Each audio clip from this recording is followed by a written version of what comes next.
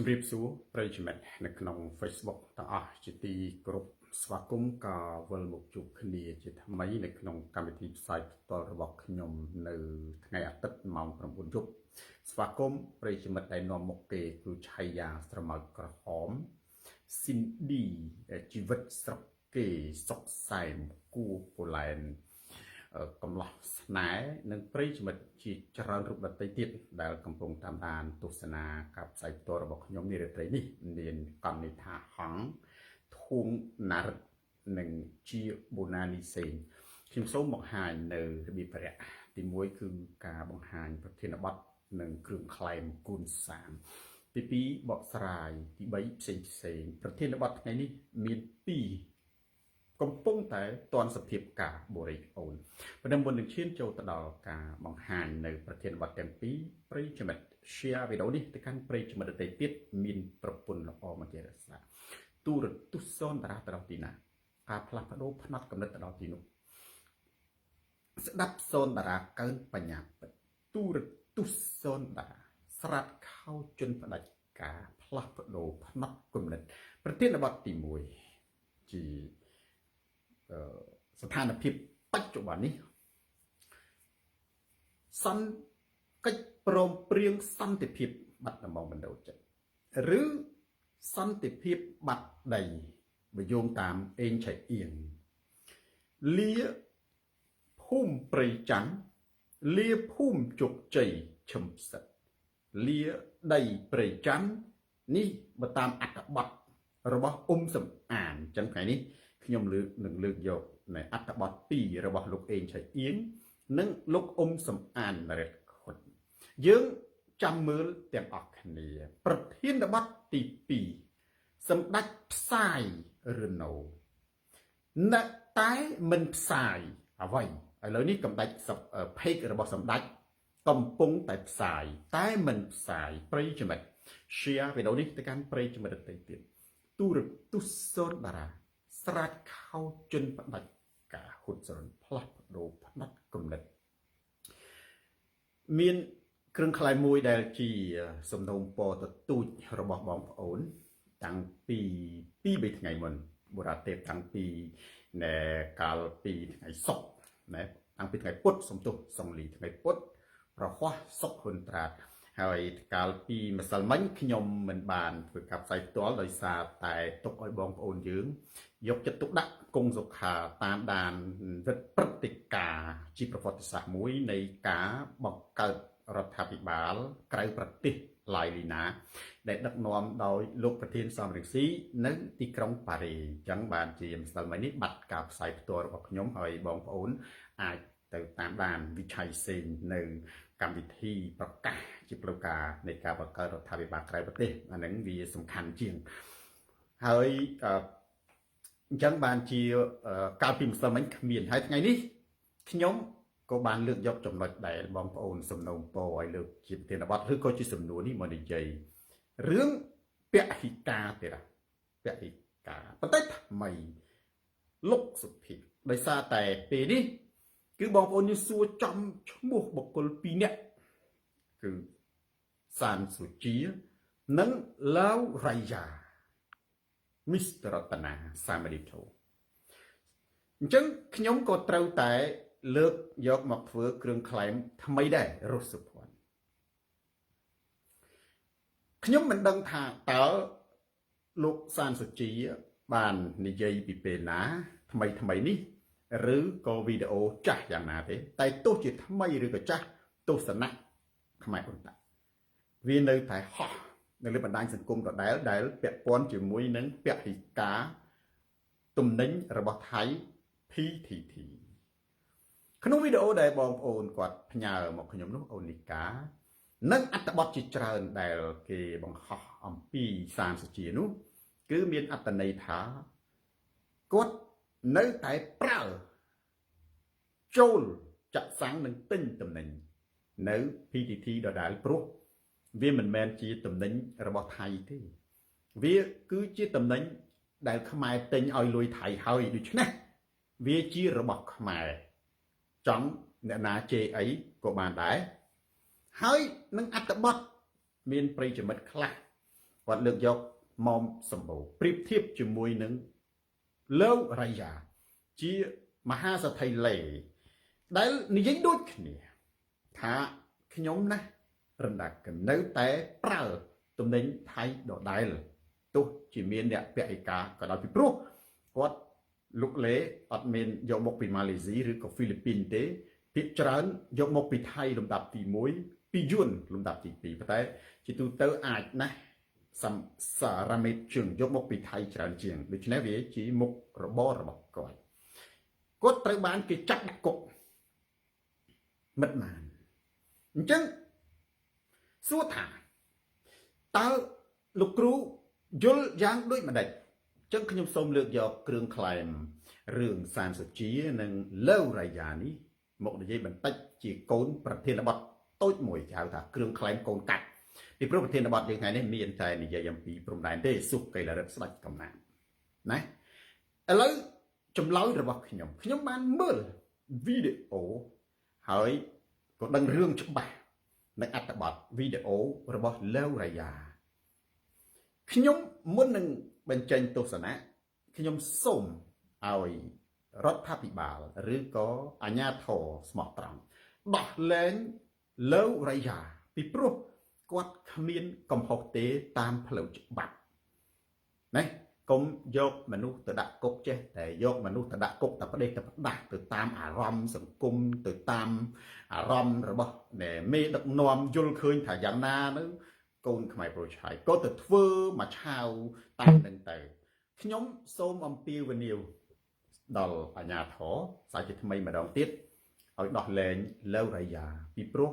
គាត់គ្មានកំហុសអ្វីទាល់តែសោះហេតុអ្វីពីព្រោះយោងតាមច្បាប់អ៊ីសាន Enterprise យោងតាមខ្ញុំនិយាយផ្អែកទៅលើច្បាប់ទេពីព្រោះមនុស្សជាប់គុកក៏ដោយសារតែច្បាប់មនុស្សមិនជាប់គុកក៏ដោយសារតែច្បាប់គ្មានច្បាប់ឯណាដែលទៅចាប់លើវរ៉ាយ៉ាយកទៅដាក់គុកណាវាគ្រាន់តែជាការបញ្ចេញមតិគ្រាន់តែថាគាត់និយាយផ្ទុយបច្រាស់ក្នុងសភាពការពេលដែលប្រទេសកម្ពុជាកំពុងតែមានសង្គ្រាមជាមួយនឹងថៃប៉ុន្តែរឿងនេះគេអាចប្រមានបានគេអាចផាកពិន័យឧទាហរណ៍ថាគេអាចទៅមើលតំណែងរបស់គាត់ដកហូតតំណែងរបស់គាត់ផាកពិន័យមិនដល់ថ្នាក់យកមនុស្សទៅដាក់គុកទេបងប្អូនយកមនុស្សទៅដាក់គុកគឺរបបនេះសាហាវមែនទែនតែម្ដងសាហាវណាស់មែនទេអញ្ចឹង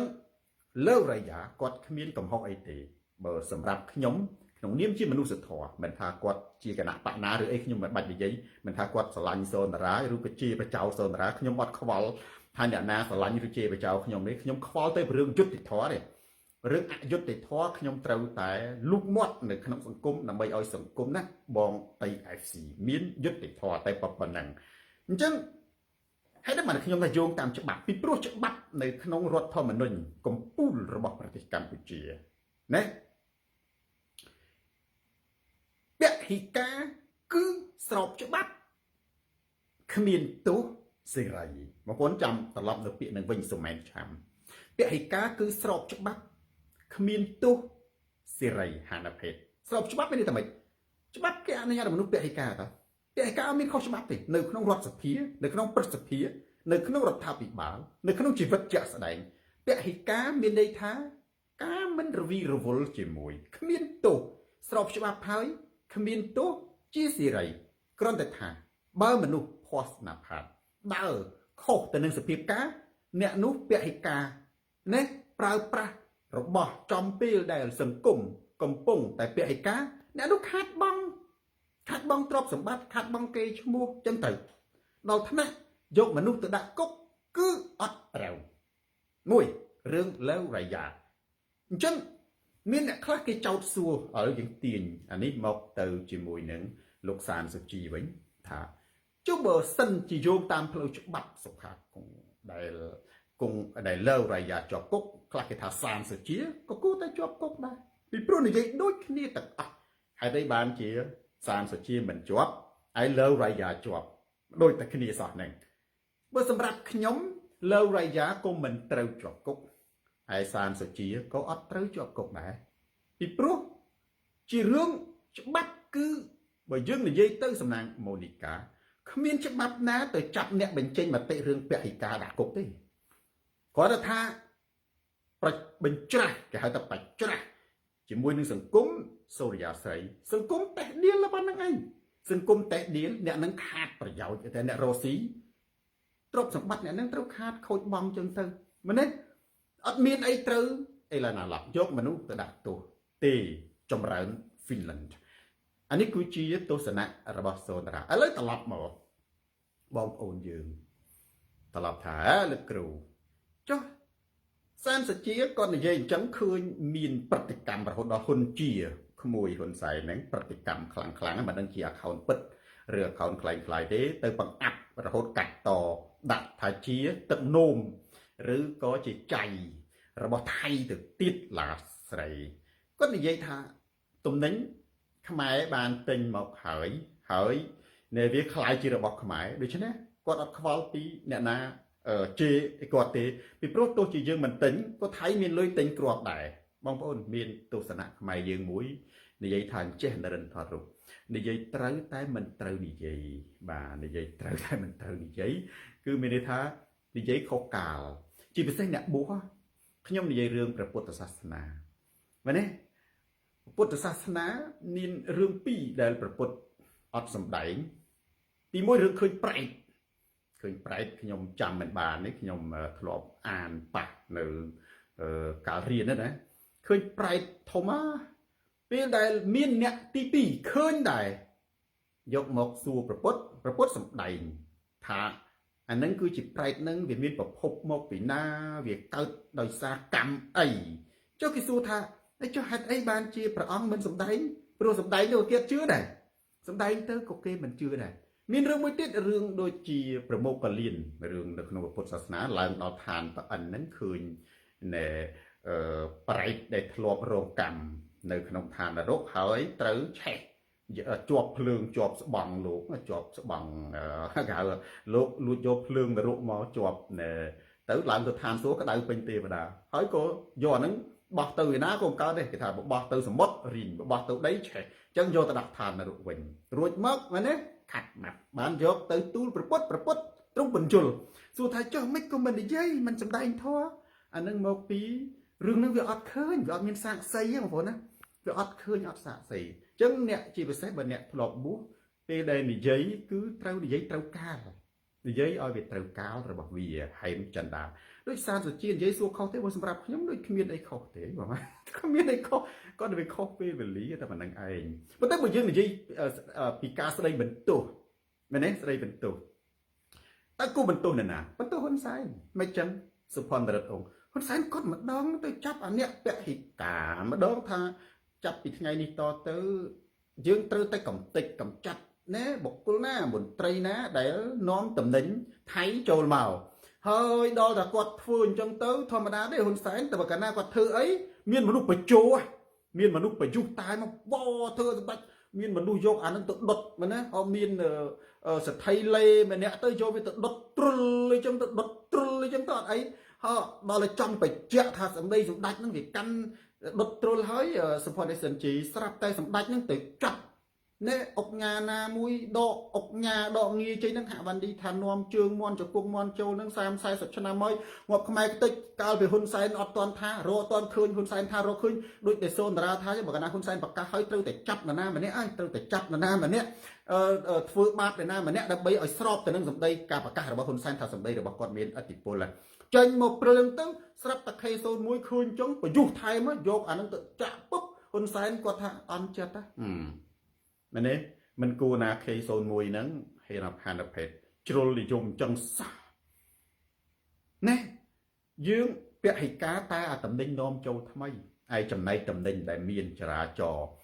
នៅលើប្រទេសកម្ពុជាហើយតើឲ្យប្រជាជនយកទៅឯណាយើងធ្វើអញ្ចឹងធ្វើបាបប្រជាជនណាយើងគួរអាណិតប្រជាជនយើងត្រូវជួយប្រជាជនរបស់ដែលប្រើអស់ហើយអស់ទៅអារបស់ដែលខ្ញុំនិយាយថាពហិការហ្នឹងគឺរបស់ដែលនាំថ្មីតើដល់តែពេលអញ្ចឹងវាអត់ច្បាស់គោលការណ៍មិនដឹងថាទៅពហិការវាអត់ច្បាស់ដូចគោលចំហសនតារាគោលចំហសនតារានិយាយតាំងពីដើមមកគឺខ្ញុំណែគ្រប់គ្រងឆៃយាសច្ឆាការពហិការប៉ុន្តែទំនិញដែលប្រជាជនកំពុងតែលុកមិនត្រូវទៅយករបស់គាត់ ទៅកប់ទៅដុតចោលទៅបំផ្លាញចោលទេត្រូវប្រើប្រាស់ឲ្យអស់ពីព្រោះលុយគាត់វាកប់នៅក្នុងនឹងខ្ញុំនិយាយតាំងពីដើមមកតែប៉ុណ្្នឹងក្រោយមកសម្ដេចមានទស្សនៈជីវិតកសិកម្មករដូចសូនតារានៅចំណុចនេះប៉ុន្តែពីមុនគាត់ថាត្រូវតែកម្ចាត់ណាត្រូវតែកម្ចាត់ត្រូវតែកំទេចក្រោយមកដល់ទៅពេលនៃ K01 លើកលុញពងសម្ដេចសារាយវ៉ាន់សារាយធ្វើតាមដែរស្រាប់តែសម្ដេចថាអត់ចិត្តទេដល់អញ្ចឹងសានសជាគាត់ឃើញសម្ដេចនៃគាត់អត់ច្បាស់លាស់អញ្ចឹងគាត់បែរជានិយាយឲ្យស្របទៅតាមចិត្តរបស់សម្ដេចដែរទៅនៅក្នុងប្រទេសកម្ពុជាមនុស្សអ៊ុយយីងអ៊ីងគឺធ្វើអ្វីអត់ទៅតាមឆន្ទៈទេគឺคล้ายคล้ายណាคล้ายคล้ายនេះអញ្ចឹងមនុស្សបើមិនចេះធ្វើឈួតឬចេះធ្វើคล้ายคล้ายទេគឺมันអាចរស់នៅក្នុងប្រទេសកម្ពុជាបានទេសូមថាដូច្នេះបើសិនជាឲ្យខ្ញុំស្ដីបន្ទោសមែនទេស្ដីបន្ទោសណែហ៊ុនសែនពីព្រោះសានសុជាគាត់មិនអាចបងប្អូនត្រូវចាំសម្ដីសូនដែរសានសុជាគាត់មិនអាចមែនទេចូលវគ្គសិក្សាដូចសូនតារារៀនវិទ្យាសាស្ត្របច្ចេកវិទ្យាទៅសាលាគាត់មិនអាចទៅរកការងារធ្វើមែនទេនៅសហគ្រាសក្រុមហ៊ុនបច្ចេកវិទ្យារោងចក្រដំបានកសិកម្មគាត់អត់អាចអីទេពួកគាត់ធ្លាប់មានជីវិតជាអ្នកបួសមែនទេគាត់ត្រូវតែត្រឡប់ទៅស្រុកខ្មែរវិញគាត់សប្បាយនឹងជីវិតដើរលេងសម្ដែងធម៌ដូច្នេះទស្សនៈរបស់គាត់មិនអាចផ្ទុយអំពីទស្សនៈរបស់ហ៊ុនសែនបាត់ទេគាត់ត្រូវមើលខ្យល់បើរដ្ឋាភិបាលកែមជ្រុនងាកទៅណាបើហ៊ុនសែនមានទស្សនៈយ៉ាងណាគាត់ត្រូវតែនិយាយឲ្យស្របឥឡូវសាហ៊ុនសែនគាត់អត់និយាយអីទាំងអស់គាត់អត់ហ៊ាននិយាយផ្ទុយពីហ៊ុនសែនទេគាត់មិនអាចមែនទេរិស័យដំណក់ឈាមត្រកូលលីវគាត់មិនអាចនិយាយផ្ទុយពីហ៊ុនសែនបានឡើយបងប្អូនត្រូវចាំមកលេដានៅក្នុងប្រទេសកម្ពុជាគ្មាននរណាម្នាក់អាចនិយាយផ្ទុយពីហ៊ុនសែនបានឡើយហើយអានីសាលូណាដើម្បីចេញចូលនៅប្រទេសកម្ពុជាបានគឺត្រូវតែខ្លែងខ្លាំងអានឹងបានជាខ្ញុំលើកប្រធានបទលើកជាកូនគ្រឿងខ្លែងតូចមួយថាគង់លើរ៉ាយ៉ាខ្ញុំស្នើឲ្យនេះរដ្ឋាភិបាលអាជ្ញាធរដោះលែងគាត់ហើយសានសុជាគ្មានទោសអីដែរហើយគាត់បើសម្រាប់ខ្ញុំគាត់ក៏និយាយមិនគាត់តែគាត់ខុសតាណាឥឡូវយើងនិយាយថាតើសានសុជាគាត់និយាយខុសតាណារំមេថាមែនទេប៉ុន្តែខាងសានសុជាគាត់ខុសតែ2ទេគាត់ខុសតែ2ទេបងប្អូនណាបើសិនសួរថាតើសានសុជានិយាយខុសត្រង់ណាខ្ញុំមើលទៅវាអត់ខុសវាត្រូវឲ្យគាត់និយាយហ្នឹងបានបន់ទេតើគាត់ជួយទៅដល់ជនរងគ្រោះទេតើគាត់មានខុសអីទេមែនទេគាត់ថាអាតំណែងហ្នឹងយើងទិញឲ្យលុយថៃហើយយើងកុំនាំចូលមកអានោះមិនទៅជារបស់ខ្មែរបងប្អូនតែខ្មែរយើងទៅបិទភ្លាមទៅឲ្យតំណែងរលាយក្នុងមួយថ្ងៃមិនកើតឧទាហរណ៍តំណែងថៃចរាចរពេញប្រទេសកម្ពុជាបាទគ្រាន់តែបិទព្រំដែនភ្លាមតំណែងនេះវារលាយទៅណាយ៉ាងហោចណាស់ក៏ចំណាយពេល 2-3 ខែដែរបងប្អូនបានតំណែងវារលាយបើនិយាយអំពីការលក់ដូរណាបើបងប្អូនចង់ឲ្យតំណែងថៃរលាយណាវាតើតែវាអាតំណែងវាអស់កុំយកអាតំណែងថ្មីយើងខ្ញុំមើលទៅវាអត់ឃើញខុសបើថាសានសុជានិយាយខុសតែគាត់ខុសតាណាគាត់និយាយអត់ខុសបើទៅលោកគ្រូកាន់ជើងថាអត់ទេមិនហៅសូនតារានិមិត្តរូបនៃយុត្តិធម៌ឥឡូវបងប្អូនពិចារណាសម្ដីគាត់វិញទីមួយយើងយោងទៅលើច្បាប់មានន័យថាពហិការគឺស្របច្បាប់គ្មានទោសនិងសេរីមែនទេស្របច្បាប់គ្មានទោសនិងសេរីលើរយ៉ាក៏មិនខុសសានសុជាក៏មិនខុសគ្រាន់ថាបើនិយាយខុសបរិបត្តិវានាំឲ្យខូចគេឈ្មោះតែប៉ុណ្្នឹងឯងវានាំឲ្យស្អុយឈ្មោះបើនិយាយដល់ថ្នាក់ទៅចាប់បាក់គុកវាអត់ដែលមានបងប្អូនវាមិនដែលមានទេអានេះខ្ញុំនិយាយមួយមែនទេប៉ុន្តែសានសុជាក៏ខុសពីចំណុចត្រង់ណាទី1ខ្ញុំនិយាយចុះបើអ្នកខុសយើងសួរអ្នកខុសសិនអ្នកខុសខ្ញុំថាណាតែហ៊ុនសែនព្រោះហ៊ុនសែនគាត់ចំហអត់ច្បាស់យើងដឹងហើយនៅក្នុងប្រទេសកម្ពុជាលើកបើនៅក្រៅប្រទេសដូចសូនតារាណាអ្នកនៅក្រៅប្រទេសមានសិទ្ធិស៊ូជីរ័តនិយាយខុសពីហ៊ុនសែននៅក្នុងប្រទេសមាននរណានិយាយខុសពីហ៊ុនសែនទេចឹងកំហុសទី1គឺហ៊ុនសែនជាអ្នកខុសគាត់មិនដឹងជាចំហឲ្យច្បាស់លាស់វាធ្វើឲ្យអ្នកបត់តាមនឹងងាប់សានសុជាបត់តាមងាប់ណាសានសុជាដែលស្អីនេះ K01 ទៅប្រយុទ្ធតាមហ៊ុនសែនហ្នឹង អានឹងដាច់ក្បាលដល់សានសុជាឃើញហ៊ុនសែនមានធម៌មេត្តានិយាយបែបត្រឹមត្រូវគាត់ទៅធ្វើត្រឹមត្រូវដែរវាត្រូវមហាជនកាច់តមិនចេះតែវាអត់ខុសតែបើសួរអ្នកខុសណាខុសគឺហ៊ុនសែនអានឹងយើងត្រូវតម្កល់រកអ្នកខុសមួយសិនចុះប៉ុន្តែសានសុជាគាត់ខុសពីស្អីគេបងប្អូនកំពុងចង់ស្ដាប់លោកគ្រូនិយាយរឿងខុសពីស្អីគេទី1ខុសកាលសានសុជាគាត់អ្នកបួសសន្តានមិនអ្នកបួសទេឃើញទេឥឡូវទៅសួរសានសុជាធ្លាប់អានពុទ្ធសាសនាមានរឿងខ្លះប្រពុតអត់សំដែងទេណាចង់តែឯងប្រយុទ្ធថា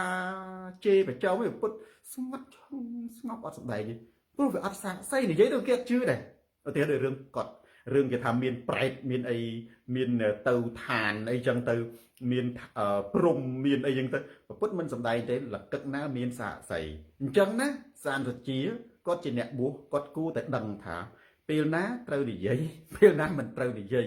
គាត់និយាយត្រូវតែនិយាយខុសកាលអាហ្នឹងណាខុសកាលតែប៉ុណ្្នឹងឯងទី2សានសុជាគាត់ខុសទី2ត្រង់គាត់ប៉ះណាជាមួយនឹងត្រកូលហ៊ុនប៉ះជាមួយនឹងហ៊ុនសែនបងប្អូនមនុស្សណាបើកណាប៉ះហ៊ុនសែនគឺស្អុយហើយនឹងសយណាអ្នកណាក៏ដោយគាត់និយាយគ្មានខុសអីទេប៉ុន្តែដោយសារតែគាត់ទៅប៉ះជាមួយហ៊ុនសែនគឺគាត់ស្អុយនៅពេលដែលគាត់ស្អុយគាត់យកទឹកអប់មកបាញ់ក៏វាអត់មានក្រអូបអីដែរ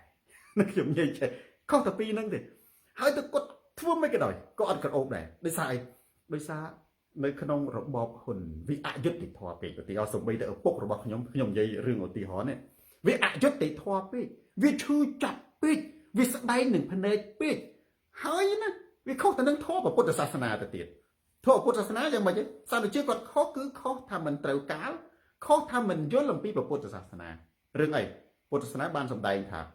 តេះឌៀលបុគ្គលគួរតេះឌៀលឡើងឋានសួគ៌នេះគេចាប់ដាក់លើកសរសើរបុគ្គលគួរសរសើរឡើងឋានសួគ៌នេះគេចាប់ដាក់សរសើរបុគ្គលគួរតេះឌៀលធ្លាក់នរកដូចគេធាក់ពីក្រោយអើយគាត់ទៅអានត្រៃ3ដងមើលបើមិនដូចសូនតារាថាសរសើរបុគ្គលគួរតេះឌៀលធ្លាក់នរកដូចគេធាក់ពីក្រោយឧទាហរណ៍ហ៊ុនសែនគាត់ធ្វើអយុត្តិធម៌ពេកឈូចាប់ពេកបងប្អូនផាត់ជីឡាំមើលមនុស្សវាឈឺចាប់ជាបុគ្គលគួរតេះឌៀលដល់តែគាត់ទៅលើកដំកើងមែនទេគាត់ធ្លាក់នរកដូចគេធាក់ពីក្រោយនរកមានពេលខ្លះអត់ចាំបាច់មានជាតិក្រោយទេតែជាតិហ្នឹងឃើញគេជេរបចោពេញទៅស្រុកហ្នឹងឯងអាហ្នឹងមានន័យថាមនុស្សចេះមនុស្សបួសមនុស្សរៀនធម៌តែមិនយល់ធម៌ចេះតែសូត្រដូចសត្វសេកចេះតែសូត្រចាំដូចសត្វសេកចេះតែប្រាប់គេដល់តែខ្លួនឯងវាអត់ដឹងខ្លួនឯងវាមិនយល់អានឹងហើយបានខ្ញុំថាគាត់អត់មានខុសអីទេគាត់ខុសតែកាលឡៃម៉មខុសតែកាលខុសពេលវេលាមិនយល់ចេះតែសូត្រធម៌ចឹងទៅតែមិនដឹង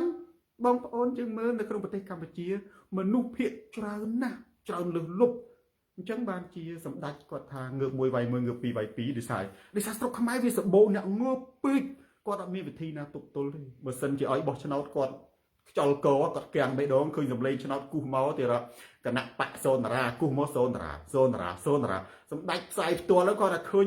គាត់ថាឃើញអាកំនុះឆ្នោតអាលទ្ធផលរបស់ឆ្នោតនឹងញ័រទុក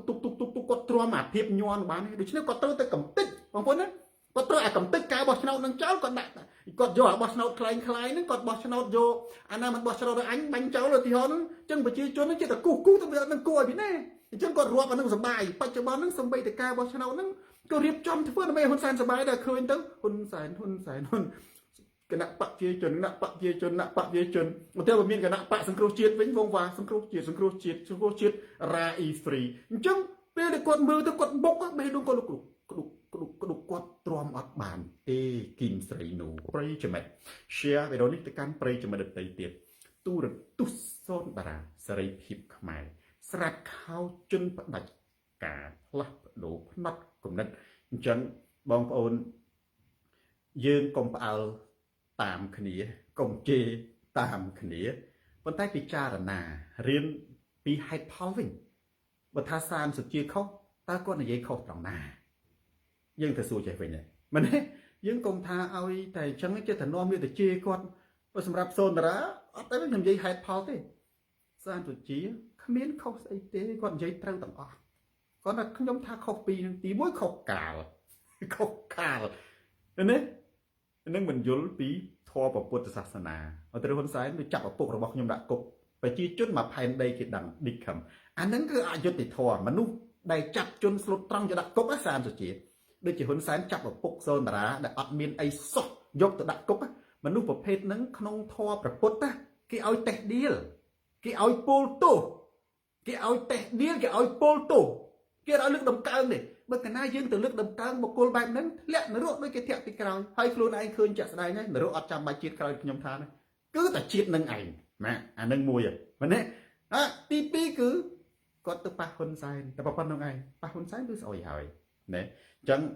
អត់មានអីទេហើយបើយើងខ្ញុំថាមិនខុសពីព្រោះអីមិនខុសខ្ញុំយោងទៅលើសម្ដីរបស់គាត់ហើយខ្ញុំយោងទៅលើផ្លូវច្បាប់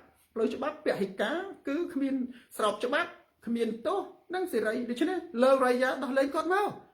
គាត់ទៅមិនទៅជននៅក្រិតទៅជនគាត់ទៅធ្វើស្អីស្ត្រីទុនខ្សោយម្នាក់មានកូនគាត់រកស៊ីចិញ្ចឹមខ្លួននឹងផ្សាយពាណិជ្ជកម្មនឹងសម្រាប់យ៉ាងច្រើននឹងផលិតផលរបស់គាត់ខុសច្បាប់ចាប់រឹបអូសយកផលិតផលរបស់គាត់នឹងយកទៅដុតចោលទៅឲ្យគាត់មករស់ជួបជុំកូនប្រពន្ធគ្រួសារវិញទៅក៏អាក្រក់ម៉េះក៏អមនុស្សធម៌ម្លេះមែនទេក៏អមនុស្សធម៌ម្លេះហើយទាំងប្រទេសយើងពលានយន្តហោះទៅធ្វើរូបពុទ្ធទៅអីណែទៅសង់រូបពុទ្ធប៉ុណ្ណានៃដើម្បីជានិមិត្តរូបនៃប្រទេសឲ្យពិភពលោកនឹងចេញចូលមើលឃើញរូបពុទ្ធទៅអីបើសំបីតែលើរាយ៉ាដែលអត់មានទោសស្អីផងហ្នឹងទៅចាប់គាត់ដាក់គុកដោះលែងគាត់មក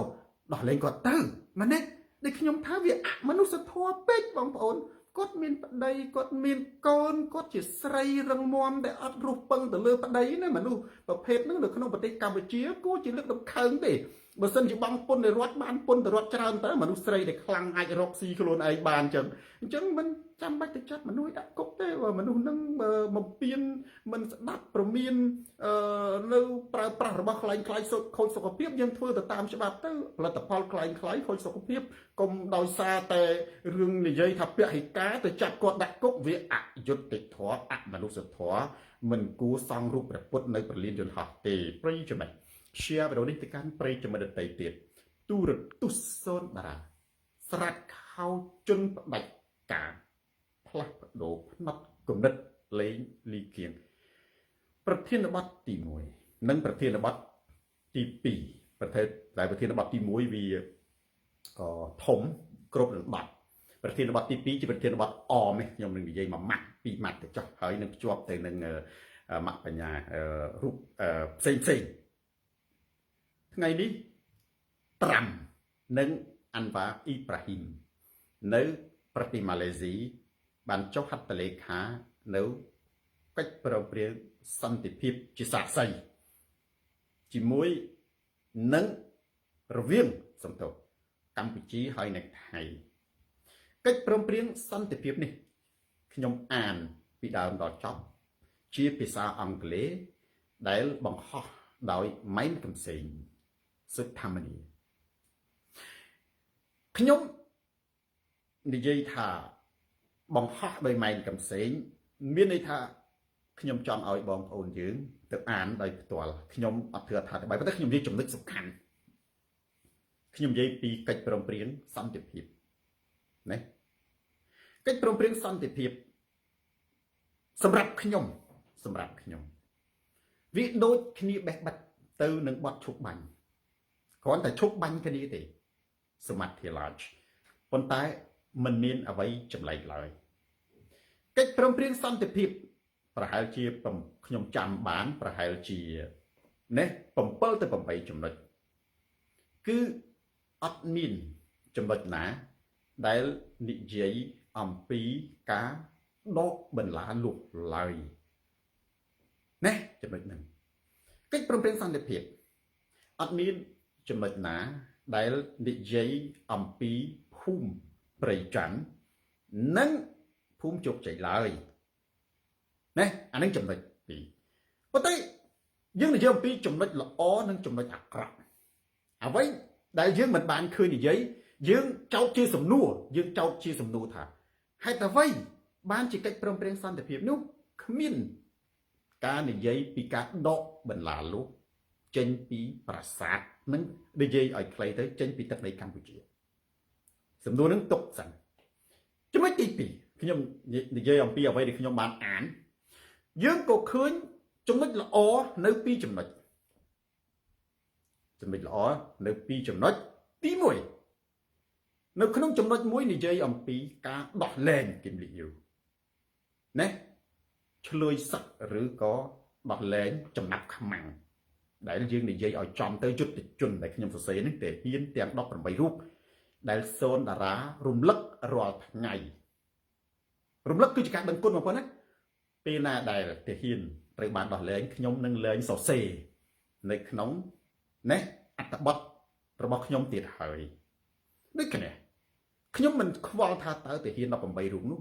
ណាជាអ្នកស្អប់សូនតារាជេរបចោសូនតារាខ្ញុំអត់ខ្វល់ទេដូចលើរ៉ៃយ៉ាឬមិនខ្វល់ថាគាត់ក្រុមគ្រួសារគាត់នឹងស្អប់សូនតារាឬក៏ស្រឡាញ់សូនតារាខ្ញុំអត់ខ្វល់ទេខ្ញុំនិយាយតែពីរឿងមនុស្សធម៌និងយុត្តិធម៌សម្រាប់ជនរងគ្រោះតែប៉ុណ្្នឹងឯងមែនទេរឿងអ្នកណាស្អប់ស្រឡាញ់សូនតារាខ្ញុំអត់យកចិត្តទុកដាក់ទេមែនទេព្រោះអ្វីដែលខ្ញុំធ្វើណាស្រីបើដើម្បីយុត្តិធម៌មនុស្សធម៌និងគុណធម៌តែប៉ុណ្ណោះអានេះខ្ញុំនិយាយរឿងមួយចំណុចល្អមួយចំណុចល្អខ្ញុំចង់និយាយថាមិនមែនមានន័យថាវាល្អទេជាចំណុចល្អខ្ញុំបញ្យល់តែនេះជាលាវហេតុអីបានជាខ្ញុំថាចំណុចល្អ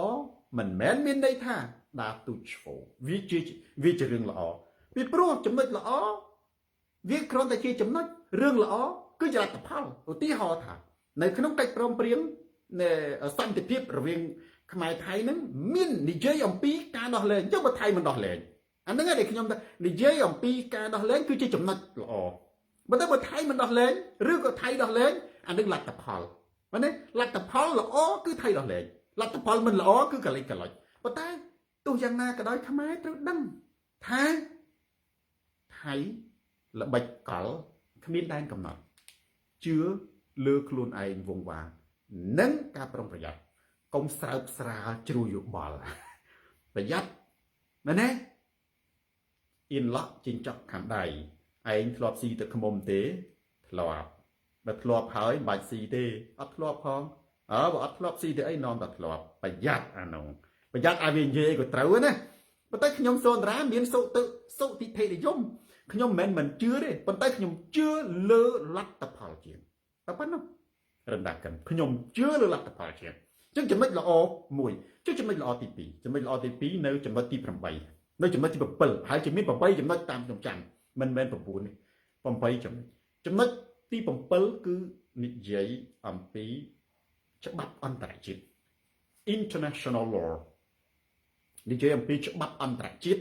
ដែលស្របទៅនឹងកត្តាសញ្ញាអនុសញ្ញារបស់អង្គការសហប្រជាជាតិនិងតំបន់សំដៅទៅលើអាស៊ានពីព្រោះប្រទេសអាស៊ានចងក្រងឡើងមិនមែនដើម្បីធ្វើសង្គ្រាមប្រឆាំងគ្នាទេគឺដើម្បីរស់ជាមួយគ្នាដោយសន្តិភាពฝ่ายថៃឈ្លានពានកម្ពុជាគឺខុសទៅនឹងច្បាប់អន្តរជាតិខុសទៅនឹងច្បាប់អង្គការសហប្រជាជាតិខុសទៅនឹងច្បាប់អាស៊ានអញ្ចឹងរំលាយអាស៊ានចោលអាស៊ានអង្គការសមាគមហ្នឹងត្រូវតែខិតខំប្រឹងប្រែងតើត្រូវធ្វើទៅអីថៃឡៃអញ្ចឹងចំណុចល្អ2នៅក្នុងនេះកិច្ចព្រមព្រៀងសន្តិភាពអានេះកាលណាយើងនិយាយមកណាយើងនិយាយបែបដូចសូនតារានិយាយបែបយុត្តិធម៌និយាយបែបយុត្តិធម៌យើងអត់ខ្វល់ថាអ្នកណាជេរបចោទេគឺវាអញ្ចឹងមែនទេបើគេស្អប់អយុត្តិបើគេស្អប់យុត្តិធម៌គឺស្អប់តែចុះក្រៅពីនឹងគ្រាន់តែជា bla bla bla ឥតប្រយោជន៍ប៉ុន្តែមានចំណុចខាតនេះមានចំណុចខាតមួយចំណុចអាក្រក់មិនមែនខាតទេអាបីខ្ញុំនិយាយនេះចុះអា bla bla bla bla នឹងសិតឥតប្រយោជន៍ឥតប្រយោជន៍ទាំងអស់ហើយនឹងចំណុចអាក្រក់មួយចំណុចល្អ2ចំណុចអាក្រក់1និងចំណុច bla bla bla ទាំងអស់ឥតប្រយោជន៍ទាំងអស់អញ្ចឹងខ្ញុំមើលកិច្ចព្រមព្រៀងសន្តិភាពដែលម៉ែនកំសែងបានបង្ហោះចំនួន8ចំណុចហ្នឹងគឺវាមានចំណុចអាក្រក់1ចំណុចល្អ2ចំណុចឥតប្រយោជន៍ទាំងអស់ហើយតែខ្ញុំថាចំណុចឥឡូវខ្ញុំចំណុចល្អខ្ញុំនិយាយទី1គឺ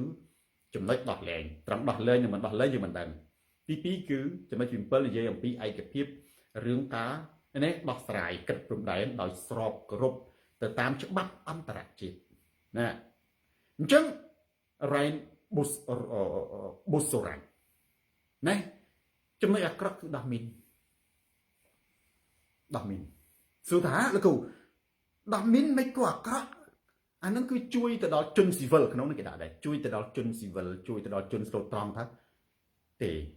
ដីខ្មែរតើដោះមីននេះយើងត្រូវចោទសួរថាចេះដោះមីននៅក្នុងដីខ្មែរឬដោះមីននៅក្នុងដីថៃបើដោះមីននៅក្នុងដីខ្មែរហេតុអីបានជាចាំបាច់ត្រូវតែនិយាយអំពីមីនពីព្រោះអានឹងជាដែនអធិបតេយ្យភាព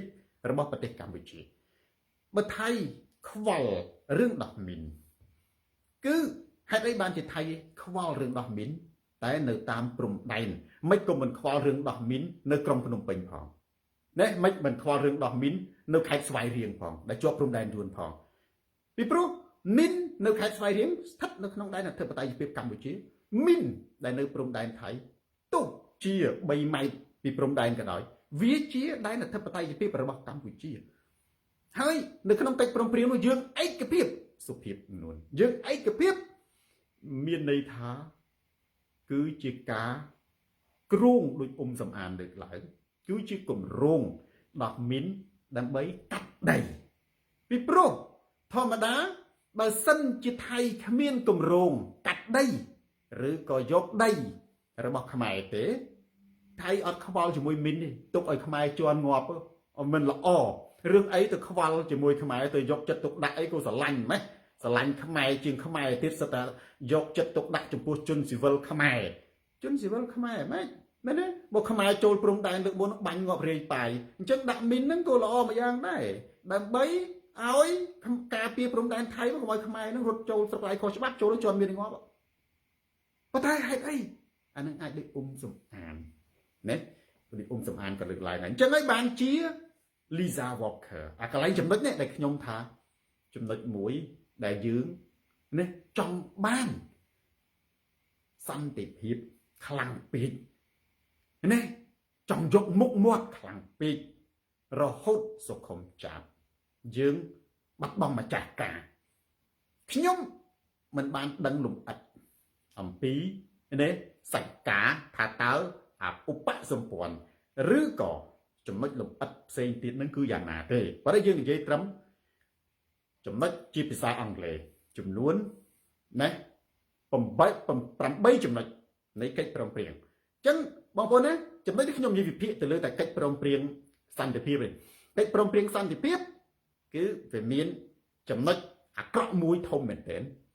ចំណុចល្អពីរនិងចំណុចឥតប្រយោជន៍ហើយbla bla bla ឥតប្រយោជន៍ទាំងអស់ហេតុអីពីព្រោះចំណុចទាំងអស់ហ្នឹងវាដូចតែបត់ឈប់បាញ់ដែរវាដូចតែបត់ឈប់បាញ់ទេវាមានអីខុសទេវាអត់មានអីត្រូវគិតឧត្តមភាពគិតប្រទេសមិត្តភាពអាហ្នឹងជារឿងធម្មតាទេបងប្អូនណាប្រទេសណាក៏វាទៅជារឿងហើយសរសេរហ្នឹងខ្ញុំមិនដឹងថាតើនរណាជាអ្នកសរសេរទេមួយខ្ញុំនិយាយអំពីសាច់ដែលបងប្អូនខ្លះក៏អត់បានយល់ជាភាសាអង់គ្លេសខ្ញុំនេះអត់បកប្រែប៉ុន្តែខ្ញុំបញ្យល់ខ្លឹមសារឲ្យបងប្អូនអាចទៅអានបានណាអ្នកដែលយល់ហើយតិចទៀតគេនឹងអាចមានការបកប្រែប៉ុន្តែណាទោះបងប្អូនអានទាំងអស់សង្ខេបសេចក្តីមកគឺដូចទៅសូនារាទេគឺ bla bla bla ឥតប្រយោជន៍ទាំងអស់មែនទេចំណុចអាក្រក់មួយនិងចំណុចល្អពីរសួរចំណុចល្អហ្នឹងមានន័យយើងចំណេញមិនមែនចំណេញទេគឺជាចំណុចត្រឹមត្រូវដូចថាដាក់ទៅច្បាប់អន្តរជាតិអត់មានចំណេញទេណាគឺជាចំណុចដីឯងដីអញទេតើប៉ុន្តែបើចំណុចអាក្រក់គឺយើងខាតទៅរឹកដោះមីនដោះទៅអីមែនទេឥឡូវណាទៅទៀតគេដោះដើម្បីការពារជនស៊ីវិលអូយគុំមកស្រឡាញ់ខ្មែរជាងខ្មែរទៅទៀតនេះទុកឲ្យខ្មែរជន់ងាប់ទៅឈរផ្ទះដៃទៅវាថៃបន់ឲ្យទៅខ្មែរងាប់ណាឬក៏ស្រឡាញ់យើងក៏ស្រឡាញ់ម៉េះអញ្ចឹងមានន័យថាម៉េចវាតើដូចសំអានថានឹងដូចអេងឆៃអៀងថាដែលខ្ញុំដាក់នៅក្នុងចំណុចប្រធានបទនេះអត្ថបទរបស់អេងឆៃអៀងគាត់បានសរសេរខ្លីមួយថាអបអសាទរសន្តិភាពបាត់ដីអញ្ចឹងយើងត្រូវចោទសួរថាតើសន្តិភាពជាកិច្ចព្រមព្រៀងសន្តិភាពឬក៏សន្តិភាពបាត់ដីបងប្អូនត្រូវចាំទ្រឹស្ដីសូនារាថាហ៊ុនបូកនឹងសែនស្មើនឹងកម្រាមបូកនឹងបោកអ្វីដែលហ៊ុនសែនយើងឃើញសេងសំណាងគឺជារបស់ខ្លែងខ្លាយបងប្អូនណាអញ្ចឹងបើកាលណាហ៊ុនសែនឲ្យយើងឃើញខ្លែងខ្លាយហើយទីខ្ញុំនិយាយនៅក្នុងលំអិតនៅក្នុងប្រធានបទទី2ព្រោះអានឹងកុំឲ្យវាច្បោកច្បល់និយាយរឿងកិច្ចព្រមព្រៀងសន្តិភាពសិនមែនទេអញ្ចឹងចុះអាប្លាហ្នឹងវាចោទជាសំណួរថាបើវាអត់ប្រយោជន៍ចុះអាប្លាលួដែលពាត់យកប្រាសាទខ្មែរវាយ៉ាងម៉េចណា cho bà la luôn để bọt chụp nung trọp bị giang mẹ cho bà la luôn để bọt nực phùm prey chăn bị giang mẹ cho bà la luôn để bọt nực phùm chụp chơi bị giang mẹ cho nên bàn chí bông phôn từ mưa ạt tập bọt rồi bọc sầm án nên đừng bà sầm nê khơi rồi bọc anh chạy yếm có tháng Christina Paul ọp ọ xa tố săn đẹp hiếp bắt đây anh ấy chỉ này bạch trá nè miền đây thang dương bàn săn đẹp hiếp cái bàn đây á không á anh ấy được bọt chùm riêng không sình hốn còn chỉ riêng mà buồn vài YouTube mà nè cái đặc là hán cái bàn rụt bóng ai sạc nuôn lóng bàn trầm rụt thọt nè bóng phôn thì ọt đăng thở sơn ran dây trở bóng phôn nè đã miền tu sạp pi rư của miền công dịch tớ vậy thế cho YouTube bọt chùm riêng á trình hồ của lâm bật vậy bọt chùm riêng không sình hồn nhưng mà bánh đặt chung một của bạn này tại nhom dây trắng là bởi bóng ôn cho các bọt nó bị chiên đôi mà nút sình tôi nhom sờ lạnh sầm lên không sình hồn còn chiên bro chiên nè còn chiên bro chiên nè là tây sầm rạp nhóm đấy nè còn đặt tháng nè sợi cái kha hán cái bàn rụt bòn chầm này luôn lỏng bàn trầm rụt thọt vô tại ấy rụt thọt cái vô mà nu bà ta hơi vô tại ấy xong để tiếp cái vô đây bà rồi chân sầm án nè nè còn tháng dương bàn săn để tiếp thấy bàn đầy anh chạy yếm có tháng ốp ó xa tố săn để tiếp bạch đầy an đâu việc chúc chặt chiêng cái vô mặt chôn một con chặt đâm truông á bằng ơi an tấu á mô ri bồ ra dương vì chu chúc chặt chiêng cái vô mà chôn chặt đâm truông thì tiết trình lệ khi đi cho vào sầm rạp xôn ra ta xôn ra chưa anh chạy yên rước có chưa sầm an tế thà anh chỉ anh thà săn để hiệp bạch đấy sầm án thà dương bàn săn để hiệp kê bàn đấy đó là bê chấn xôn ra xây cầm nạp mùi mà nè nếu lia phum chụp cháy lia đầy prey chăn thấy khi đã nhà sủa ta bất tế bởi dùng tam sầm án vì pro bao cả na dương bàn săn để hiệp á nè kê bàn đấy chân chắp bị ngay ní to tới dương nâng lên miên đầm nằng ông pi phum prey chăn bị hơi nè nạp sai ông pi phum prey chăn để chụp cháy nâng tật tuôn rong bị bọt nhốn chặt đặt cúc po để miền lại hơi xôn ra vậy ní cứ miền này không cách prong priếng miền không cách prong priếng cách prong priếng nó cứ bằng khóm cứ nhiều people để miền lại nên fails cái nhiều people fail statement fails information năm buồn lì bóng bốn tới mức mình chịu vậy đấy khi nhom an lục ắt này và ban thì khi nhom lựa chọn một cái gì này có thể số tha xôn ra chưa thế khi nhom ắt đánh mình đấy con tay sầm nê rồi bọn anh chạy yến nâng sầm án vì chi mà chul chặt ôi khi nhom thu lì pro khi nhom đồng cò tận đấy thông chương anh chụp chụp vật rồi bọn khi nhom chân son ra cất chẳng mày khi nhom đạn là khi nhom vật tiền là bọt thà dương trăm mưa thằng ọc này dương trăm mưa thằng ọc này ba anh ấy bị pro dương mình ai bởi vì ở chút tịt thỏa khi nhom mình ai đấy từ chưa khi nhom mình ai từ chưa là nam mình đấy câu tại pi chạy đánh lạc tập hỏi này này vấn đề khi nhom miên rom chu chặt khi nhom miên rom chu chặt đôi mà chôn chặt rộp liên mà chôn chặt chôn đầu trúng pi pro rương phum hay sầm rấn vì chạy đánh hỏi rương prom đánh chỉ môi đừng yuan đôi tại anh chạy yên cật rộp lực lại sầm an lướt lại chỉ nó ráp á cứ việc bật đôi chứ này vía bị bạc nâng hàm khi nhom nát bộ nà mình ao chu chặt nè vì việc bạn nâng hàm khi nhom mình ao chu chặt nè mà tốt bay chỉ khi nhom mình toan chưa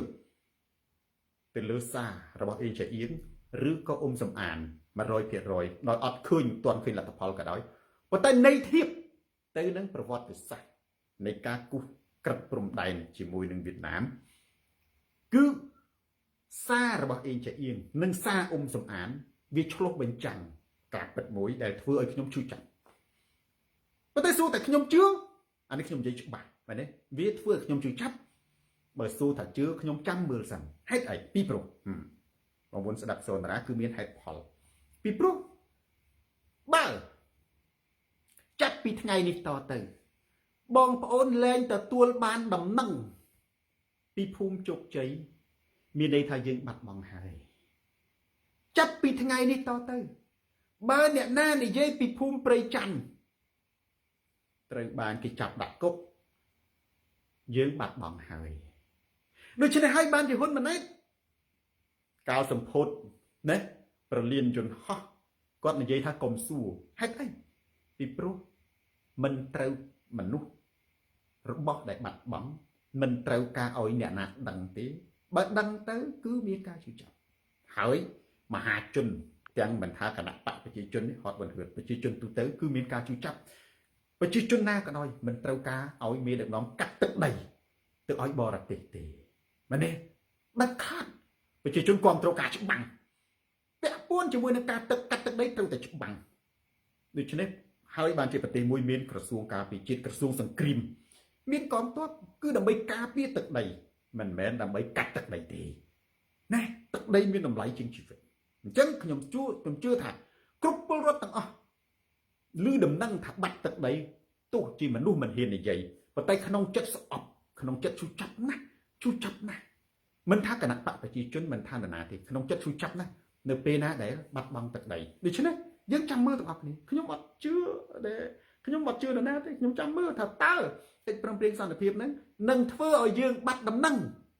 ហ្នឹងមានន័យថានិយាយលេខបានបងប្អូនណាចាំមើលតិចទៀតទៅនិយាយលេខបានហ្នឹងគឺអីទី1គេនឹងទៅសម្លាប់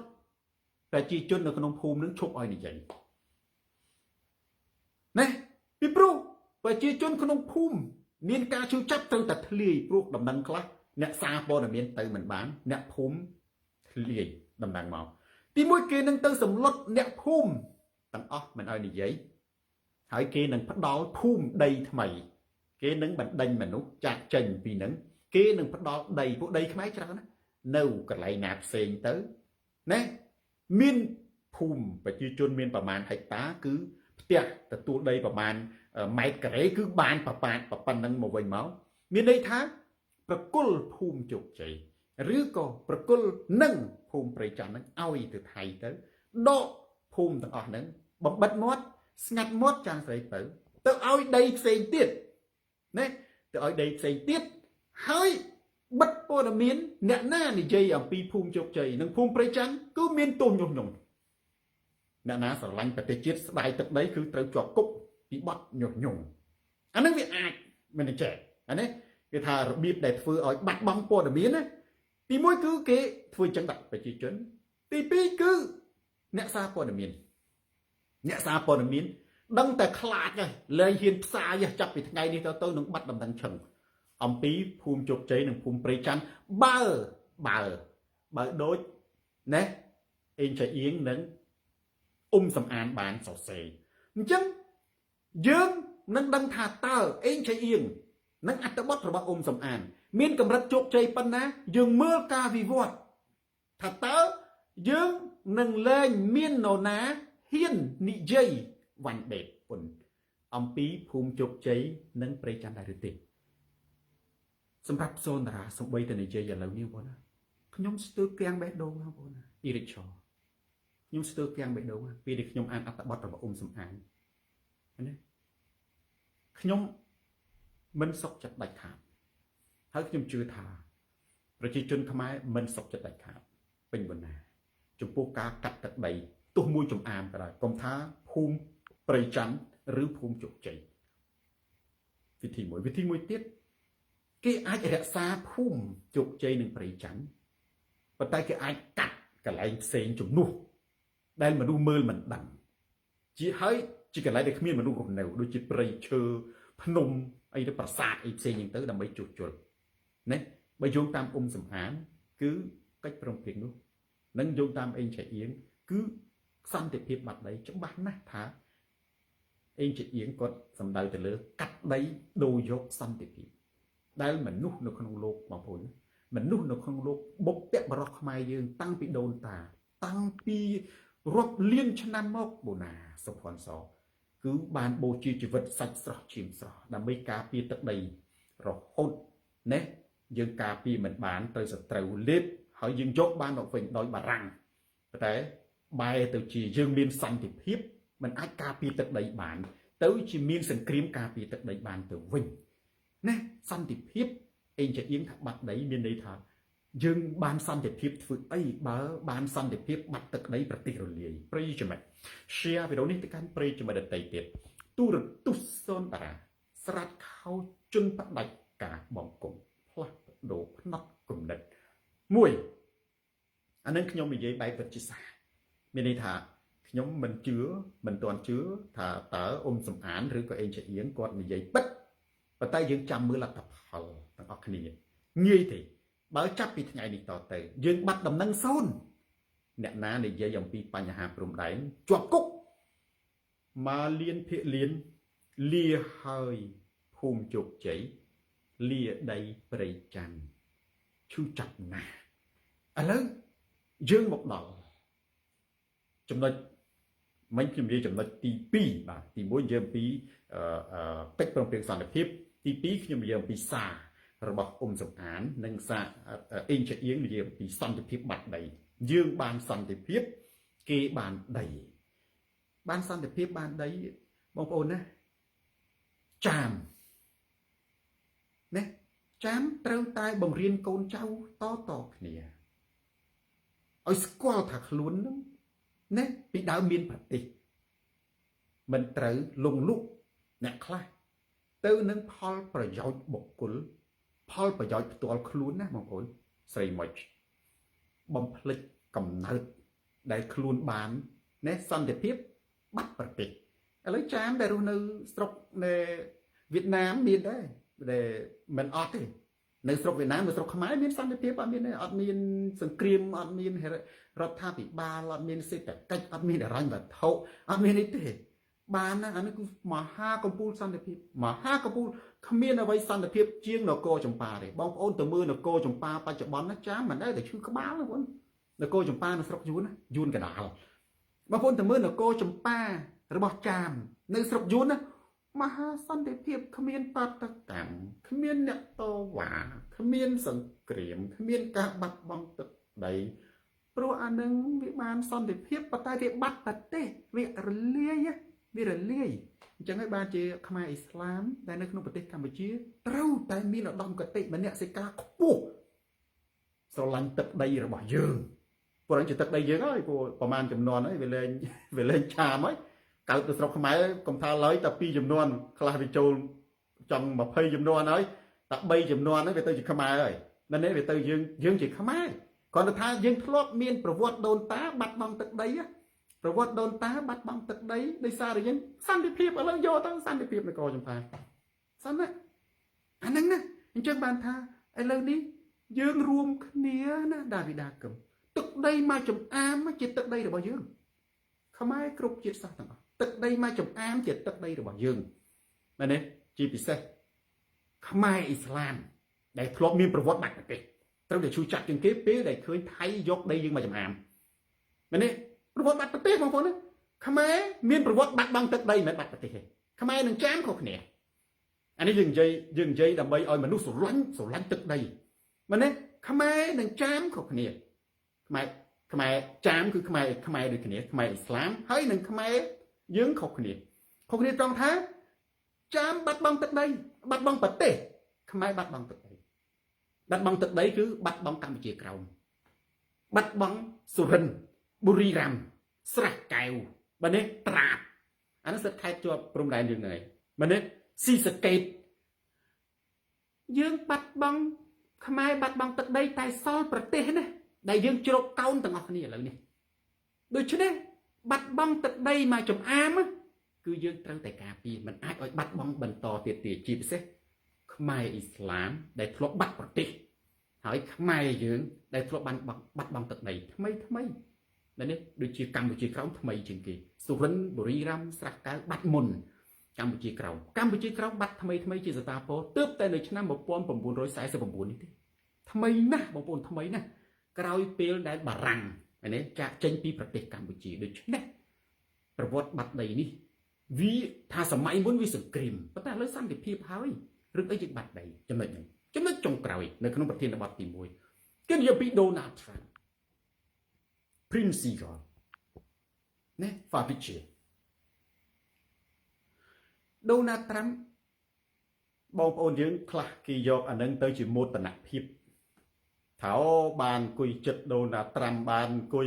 ấy chân từ khá kì nè thà bởi cái nhóm nó nhóm chán là tôi sẽ nặng nhóm đó đôi kế vô mày ai kia mà đã lại cái chia với cháu cái nhóm đấy rồi cái chia ấy cho tôi chia rồi ra gì cho tôi thua đó rừng khơi nếu như là mình thấy quạt đồ lại quý quạt cặp play thế quạt liên cặp play nhé quạt thường chân là bây giờ ban sau thì thế này dương từ giờ nâng từ bằng áp á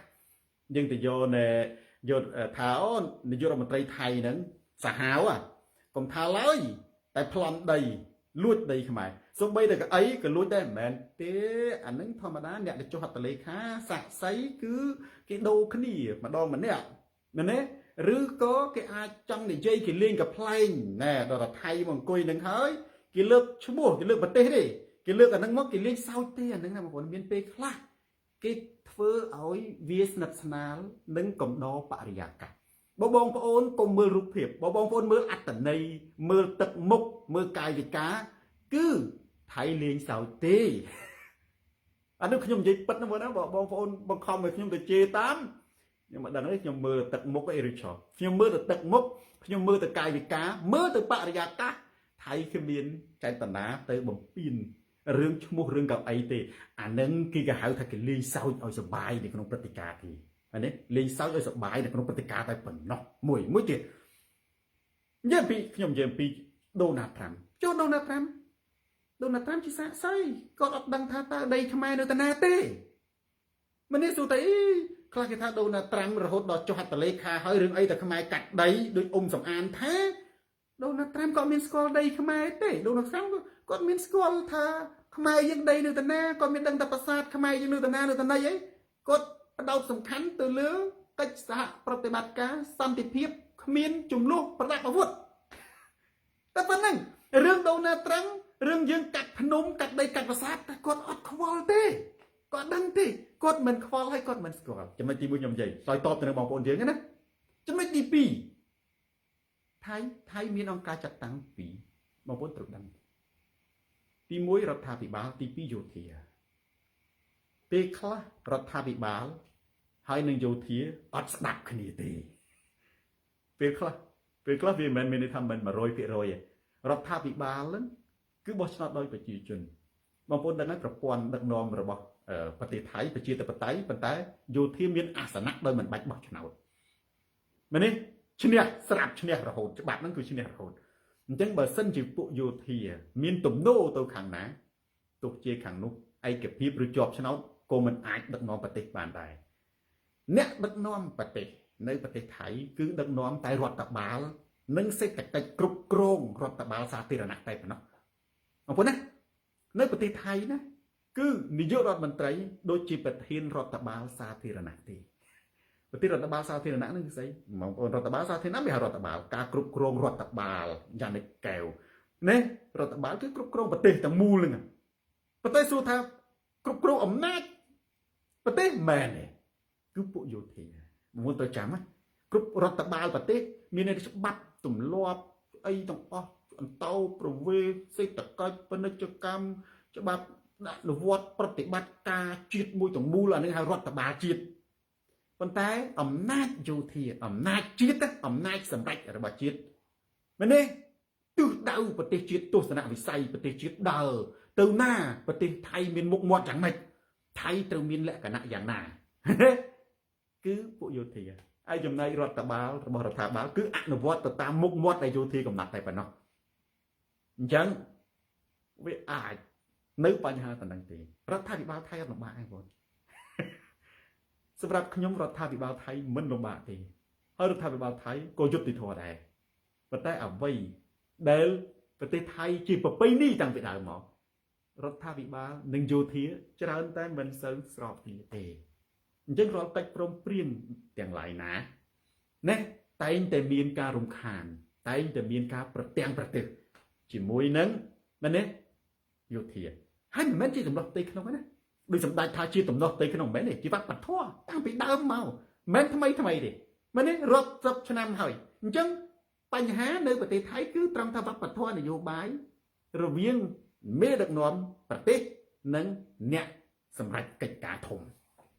ណែអញ្ចឹងបានខ្ញុំសរុបមកវិញថា យើងកុំអាលកុំអាលរំជួបរំជួលកុំអាលញញឹម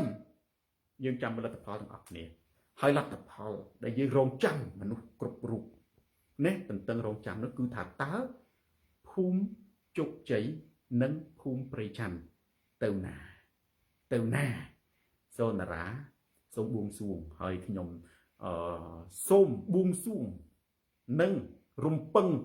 100% ថាសម្ដីរបស់អេងចៃអៀងគឺខុសខ្ញុំរំពឹងថាសូមឲ្យអត្ថបទសម្ដីរបស់អ៊ំសំអានខុសទៅចុះព្រោះខ្ញុំណែតម្កល់ទឹកដីជាតិធំជាងអាយុជីវិត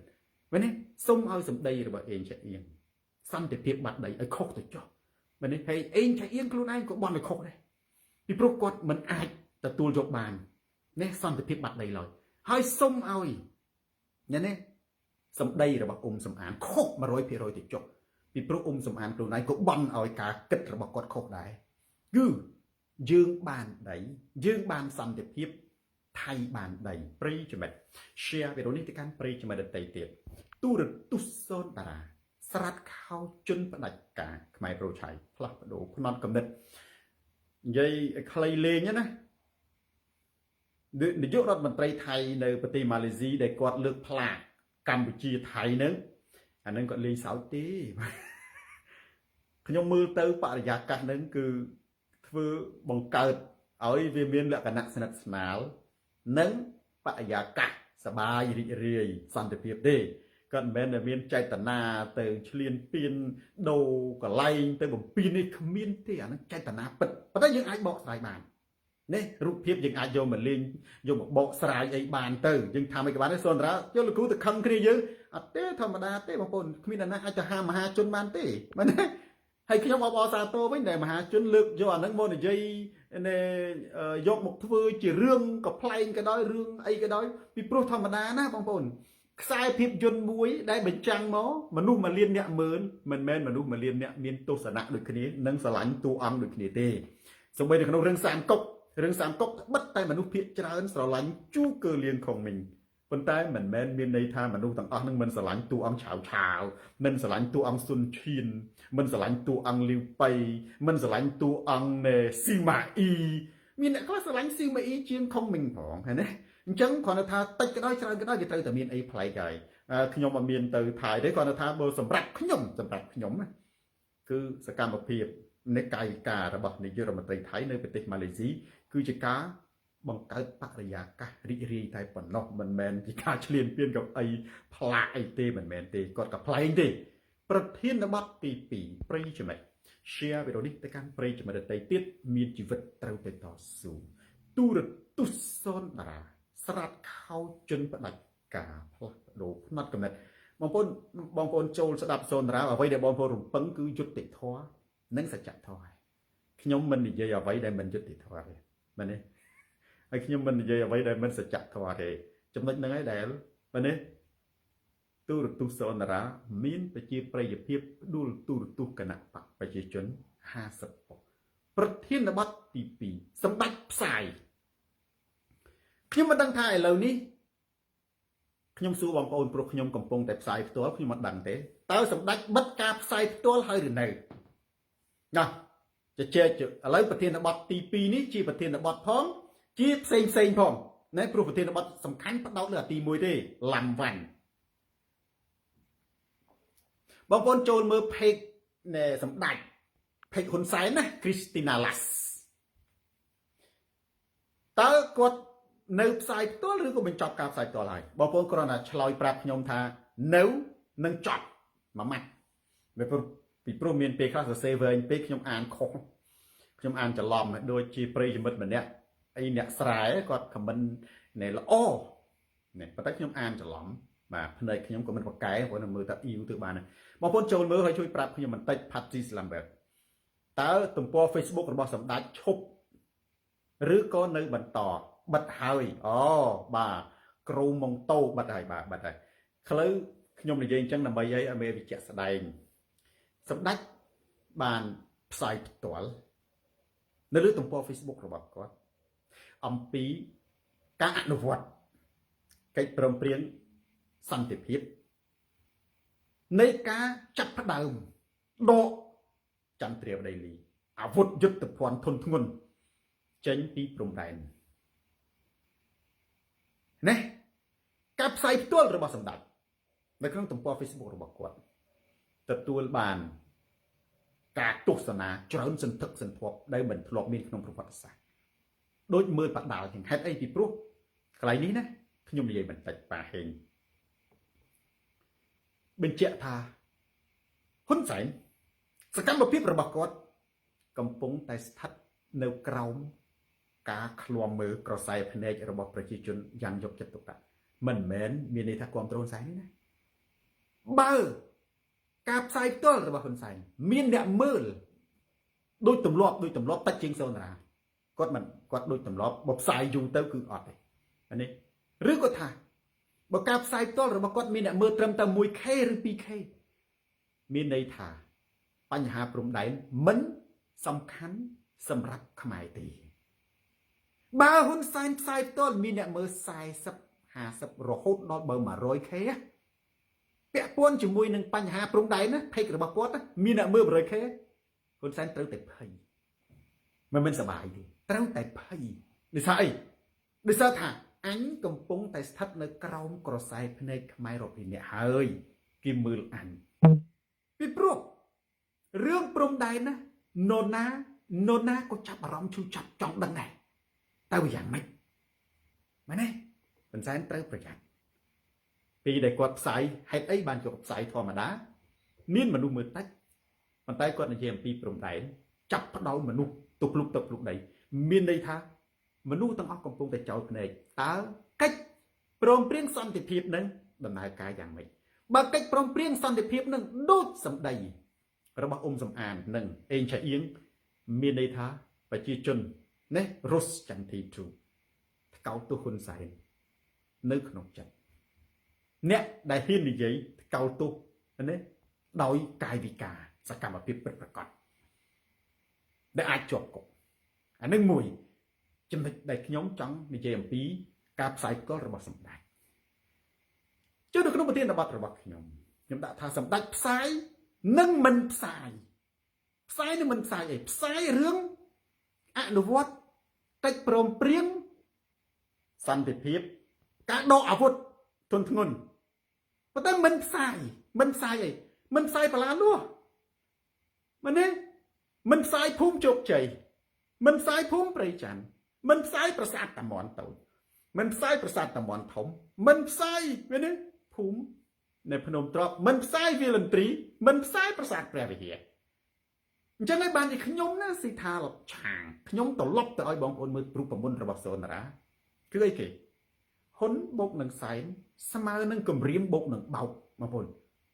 ណាធម្មបានថៃអ្វីដែលហ៊ុនសែននិយាយឃើញគឺជារបស់คล้ายសកុនត្រីអ៊ុំ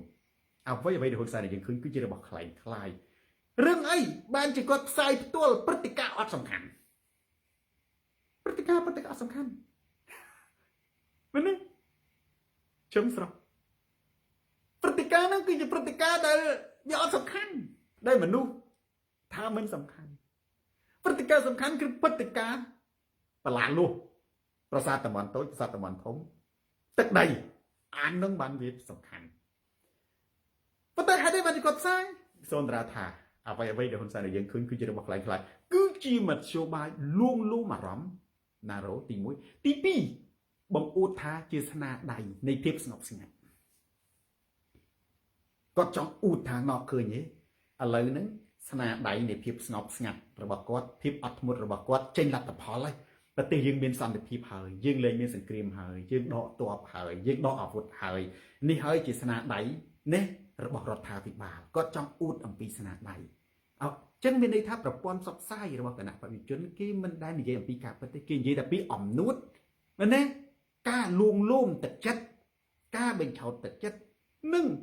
ព្រឹត្តិការណ៍ដែលមិនសំខាន់ខ្លាំងៗទេប៉ុណ្ណោះអានឹងបងប្អូនមើលអាចចំណុចនេះស្រៀងជាងឡានដែលថាចុះហេតុអីបានជាសម្ដេចមិនផ្សាយផ្ទាល់នេះព្រឹត្តិការណ៍ផ្សេងហើយបានគាត់ផ្សាយផ្ទាល់ព្រឹត្តិការណ៍ហ្នឹងរងពុំរដ្ឋាភិបាលតែយ៉ាងណាក៏ដោយក៏ខ្ញុំណែចូលចិត្តមើលដែរខ្ញុំចង់តាមដានព្រឹត្តិការណ៍ដែរ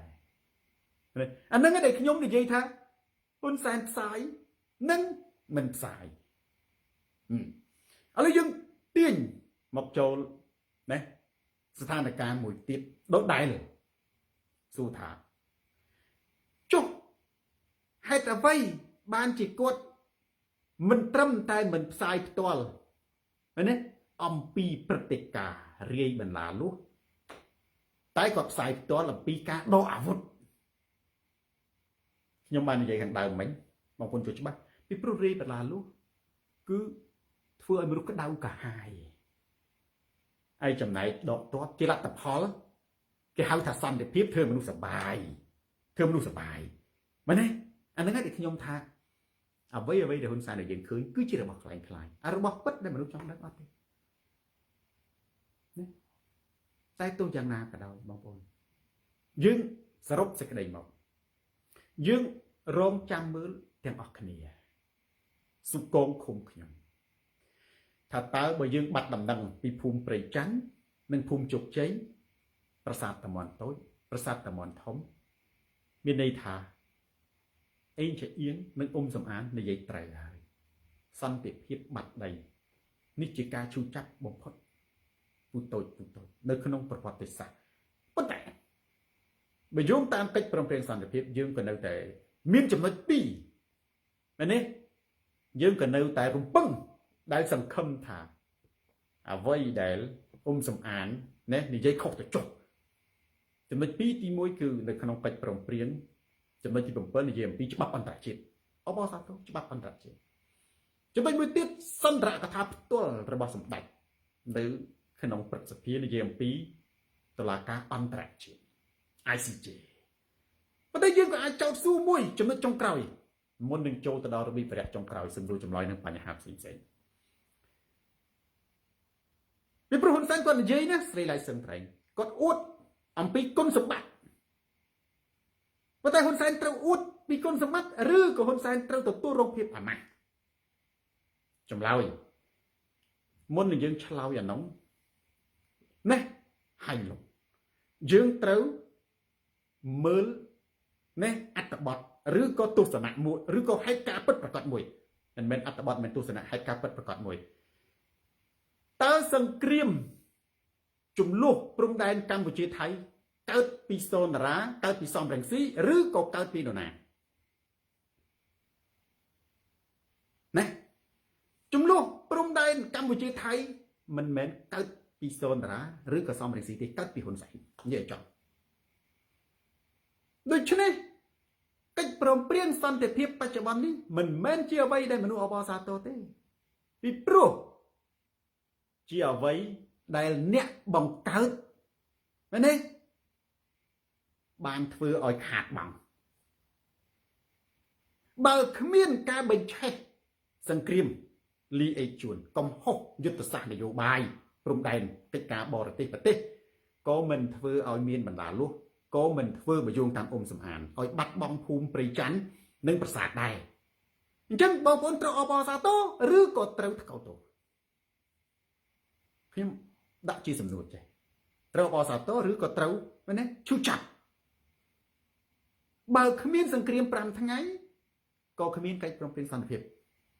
រវាងខ្មែរថៃដែរសំណួរទី1សំណួរទី2តើកិច្ចព្រមព្រៀងសន្តិភាពកើតពីការស្ងប់ស្ងាត់ទេកាន់តែបាញ់សន្តិភាពកាន់តែលឿនមែនទេកាន់តែបាញ់សន្តិភាពកាន់តែលឿនគេនិយាយពីសន្តិភាពជាពាក្យសន្ទរាសរសេរនៅក្នុងអត្ថបទណានៅពេលណាដែលប្រទេសកើតសង្គ្រាមគេនិយាយពីកិច្ចព្រមព្រៀងសន្តិភាពពេលណាក្រោយពេលដែលសង្គ្រាម5ថ្ងៃនិងចំនួនព្រំដែនទោះជាអត់បាញ់គ្នាក៏ដោយទ្រឹស្ដីសន្ទរាថាគេនិយាយពីសន្តិភាពពេលដែលប្រទេសកំពុងកើតសង្គ្រាមអសន្តិសុខអសវត្ថិភាពដូចគ្នាតើគេសរសេរពាក្យស្លោកអរគុណសន្តិភាពទូទាំងប្រទេសកម្ពុជានៅពេលណានៅពេលដែលហ៊ុនសែនវាយកំទេចគណៈបកប្រឆាំងចាប់ចងសម្លាប់សេរីភាពដល់សប្តាហ៍ថ្ងៃប្រទេសកម្ពុជានឹងលែងប្រើពាក្យអរគុណសន្តិភាពពេលដែលប្រទេសកម្ពុជាមានសន្តិភាពអានេះពាក្យទស្សនវិជ្ជាប៉ុន្តែងាយយល់ប៉ុណ្ណាដូចជាប្រទេសអាមេរិកនិងប្រទេសជប៉ុនប្រទេសអូស្ត្រាលី tớ bong bóng nâu Americ nâu Canada đại khơi pi ở con san đẹp thế chân đà hòm ở đại li hay đây pro chiประเทศđể miền san đẹp tại kỳ khơi pi san đẹp nâu tí nè nâu Gaza nâu Ukraine nâu Campuchia cái này nâu Campuchia để sao Campuchia có bông cao sừng krim bất bạc cọt nè tổ chức khmer sừng krim cho môi Thái còn tai ca cắp sầm lấp sẽ lấy tiếp cầm tịch chập tròn mà nè một bật sệt mà nó chia sừng krimประชัง tầng lực thịประchiaประtay sừng krimประชัง tầngสติmà nó viết cứ chia sừng krim nè anh ấy không tọt lọt một thằng này đó bây giờ tin châu tha tơ sừng krim pram ngày cho môi Thái nên Campuchia ní tơ dương o sa tơ được chú chăm dương nè tơ tuol bán cách prom prieng san để phim pon tai ប្រាសាទតមនតូចនៅឯណាប្រាសាទតមនធំនៅឯណាភូមិព្រៃចាំងនៅឯណាភូមិជោគជ័យនៅឯណាវាលអន្ទ្រីនៅឯណាភូមិណេះភ្នំទ្របនៅឯណាលេងមកប្រាវនេះ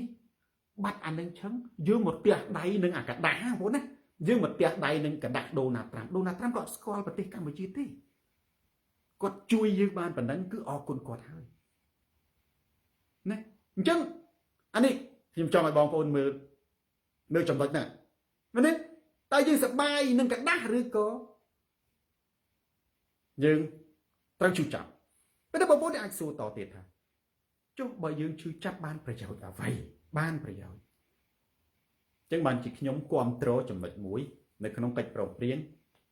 គឺច្បាប់អន្តរជាតិមានពាក្យហ្នឹងទី2គឺគ្រប់គ្រងណែជំហរនិងសេចក្តីថ្លែងរបស់សម្ដេចដែលថា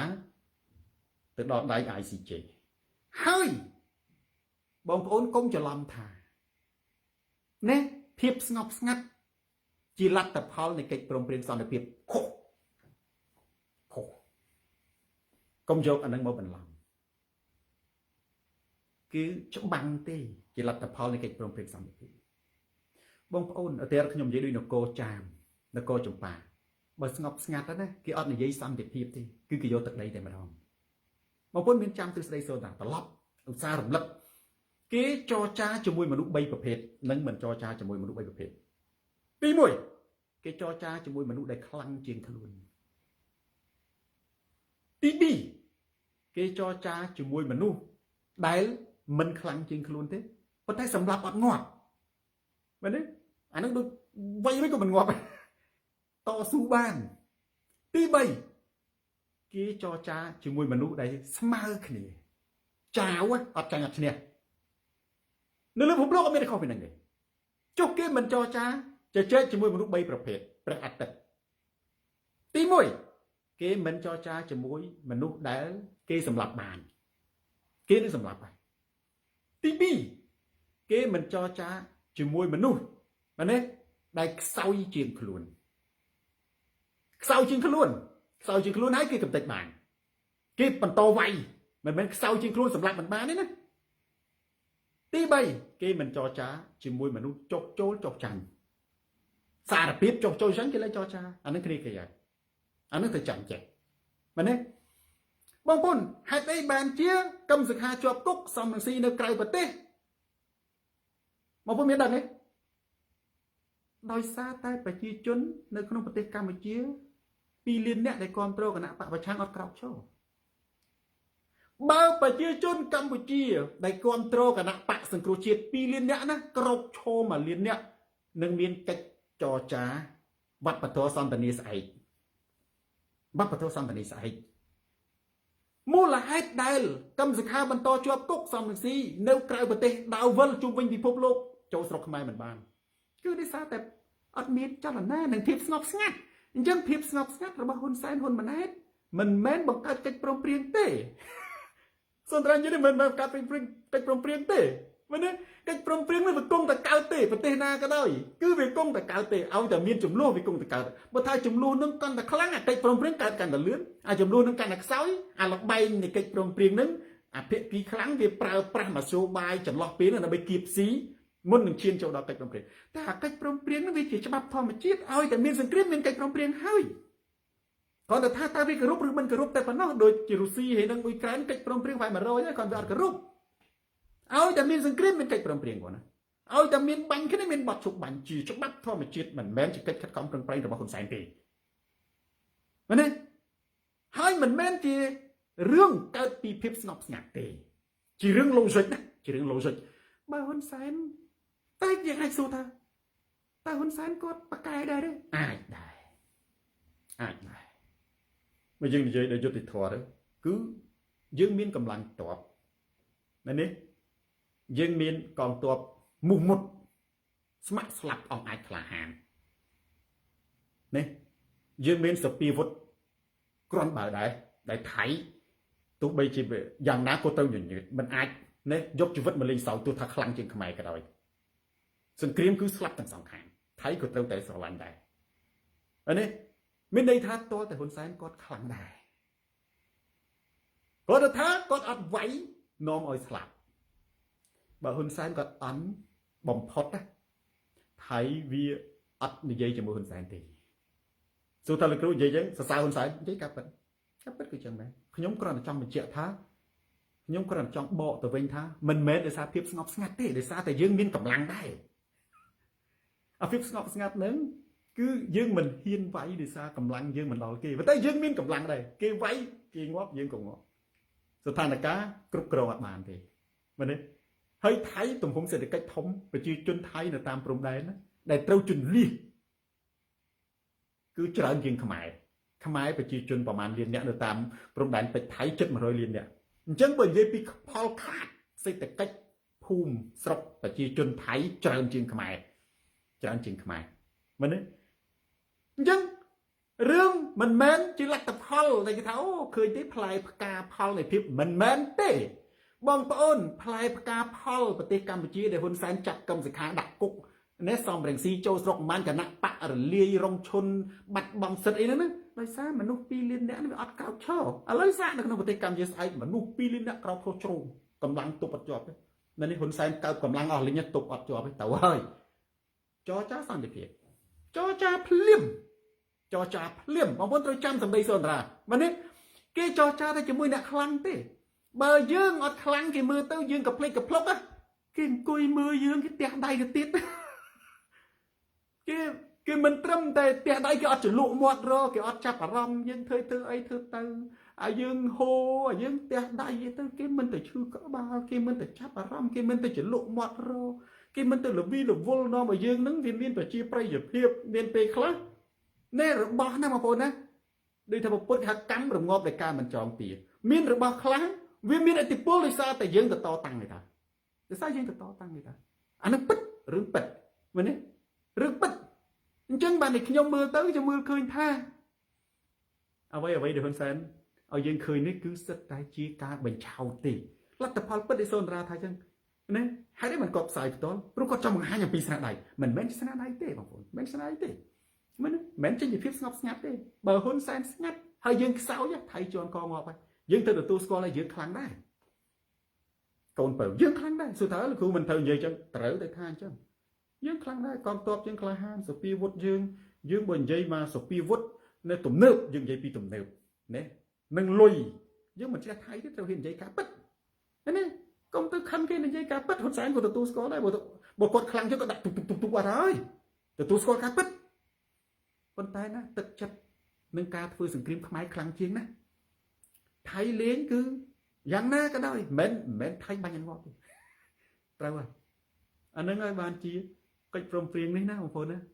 យើងត្រូវមើលឲ្យជ្រៅកុំយកអានឹងមកបន្លំភ្នែកមកឲ្យមនុស្សប៉ុន្តែយើងអត់មើលយើងត្រូវទៅតាមមើលភូមិជោគជ័យភូមិព្រៃច័ន្ទប្រាសាទតាមាន់តូចប្រាសាទតាមាន់ធំនេះភ្នំទ្របនិងវាលន្ត្រីច្រកអានសេះទៅមើលអស់ហ្នឹងកុំយកអាកដាស់ហ្នឹងមកជប់លៀងមកដាក់តាំងលើតុនាំនេះរំសារវ៉ាន់ណាអត់ទេទុកអាហ្នឹងមកឡែកកិច្ចព្រមព្រៀងត្រូវតែគោរពប៉ុន្តែទៅមើលអានោះនេះទឹកដីយើងសំខាន់ជាងបើយើងមើលអាហ្នឹងចប់ហើយស្រីអូនបើនេះគេយកអាហ្នឹងមកបំភាន់ភ្នែកមកយើងសបាយទៅដល់ទៅពេលជាក់ស្ដែងនេះណោះសំអាននេះអេជាអៀងនិយាយសំអានអេជាអៀងថាបាត់ដីមែនទេមកស្រីសួយបាត់ដីចាំរូបមន្តសូនរាទិញតគ្នាឲ្យប្រាប់គ្នាតគ្នាណាបងប្អូនណាសោតម្ដងទៀតហ៊ុនរីតាចិនបូកនឹងសែនស្មើនឹងគម្រាមបូកនឹងបោក អ្វីដែលហ៊ុនសែនយើងឃើញគឺជារបស់ខ្លែងខ្លាយប្រិយមិត្ត share វីដេអូនេះទៅកាន់ប្រិយមិត្តដទៃទៀតទូរទស្សន៍សោតបារាស្រាតខោជន់ផ្ដាច់ការផ្លាស់ប្ដូរផ្នត់គំនិតបាទយើងចូលទៅរបៀបរយៈចុងក្រោយសំណួរចម្លើយនិងបញ្ហាផ្សេងបងប្អូនជួនកាលឃើញថៃគេចុះកិច្ចព្រមព្រៀងសន្តិភាពលឿនមែនទេមិនមែនមានន័យថាថៃគេចង់បានសន្តិភាពទេគេដឹងថាសន្តិភាពកំណត់ដោយថៃព្រោះថៃខ្លាំងបងប្អូនណានៅក្នុងសង្គមអយុត្តិធម៌សន្តិភាពកំណត់ដោយអ្នកខ្លាំងដូចនៅអ៊ុយក្រែនសន្តិភាពមិនមែនកំណត់ដោយអ៊ុយក្រែនទេកំណត់ដោយរុស្ស៊ីហ៊ុនសែនមិនមែនជាអ្នកកំណត់សន្តិភាពទេនៅតំបន់អាស៊ានគឺថៃនិងវៀតណាមជាអ្នកកំណត់សន្តិភាពនិយាយការពិតជួនកាល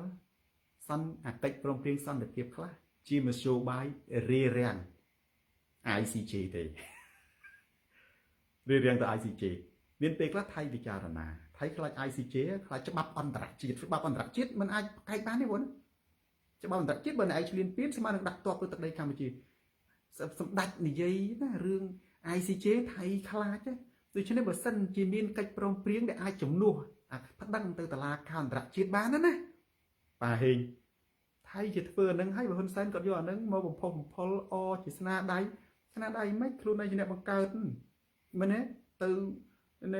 ផ្សាយវីដេអូសំឡេងបែកធ្លាយរឿងអសិលធម៌ទៅនិយាយឌឺដងផ្លែផ្កាស្អីទ្រាំមិនបានអីអាហ្នឹងសិតតែឲ្យអ្នកនាំពាក្យនិយាយថាថៃគ្មានសម័យណាខ្លាចខ្មែរដូចសម័យហ៊ុនសែនអាហ្នឹងគឺសិតរឿងខ្លួនឯងបង្កទាំងអស់ខ្លួនឯងបង្ករឿងដែលនាំឲ្យមានសង្គ្រាមដែលនាំឲ្យមានអរិយភាពរវាងប្រទេសទាំងពីរមកអបអរសាទរកដាស់មកស្លឹកអាហ្នឹងយើងគ្រាន់ថាវាជាជំហានមួយមែនទេប៉ុន្តែបើថានិយាយជាស្នាដៃជោគជ័យទៅមើលសារអាសាឧស្សាហ៍អានសារសំអានព្រោះសំអានគាត់ប្រកែស្រាវជ្រាវណាដល់បើយើងថាជោគជ័យយើងត្រូវសួរថាតើយើងបានកដាស់ហ្នឹងដូចសូនរានិយាយមិនអញ្ចឹងភូមិព្រៃច័ន្ទភូមិជោគជ័យប្រាសាទតាបនតូចតមនធំតាកបីច្រកអានសេះវាលឥន្ទ្រីភ្នំទ្រាប់នៅឯណាបើថាយើងបានកដាស់យើងបាត់អានឹងទេក្នុងប្រវត្តិសាស្ត្រខ្មែរបាត់បង់ទឹកដីសាសជាថ្មីប្រិយមិត្ត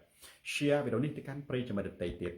ទូរទស្សន៍សូនបារាផ្កាកំពង់ធំស្រាតខោជិនផ្ដាច់ការផ្លាស់ប្ដូរផ្នត់កំណត់មែនលោកចៅខ្លាចច្បាប់ណាស់បាទប្រុសវិតណារីផារិតបាទរីផារិតក៏តបទៅអ្នកដទៃលីសាឈឹមបាទអត់មានទេសិតតែរូបផ្កាមេឃដៃនិងប្រិយមិត្តអូច្រើនណាស់បាទអានមិនអស់ទេខមមិនអានបន្តិចចុះសម្បត្តិបាត់ដំបងត្រឹមត្រូវ 100% Hill U 1000%កាត់ដីដូរសន្តិភាពអ្នកណាចង់ភ្នាល់បាទ Hill U គាត់ច្បាស់ណាស់បើតែយើងនិយាយបែបវិទ្យាសាស្ត្រយើងថាចាំមើលសិន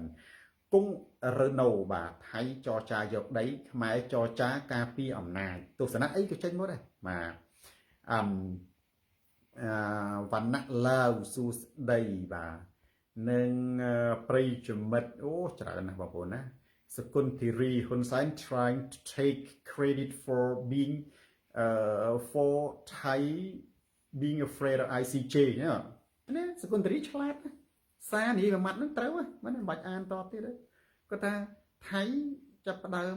ចង់ហ៊ុនសែនចង់យកមុខមាត់ណាចង់ចូលមុខមាត់អំពីរឿងដែលខ្លួនឯងបង្កើត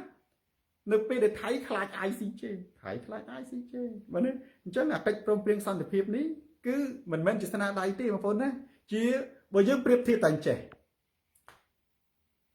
ណាយើងមុត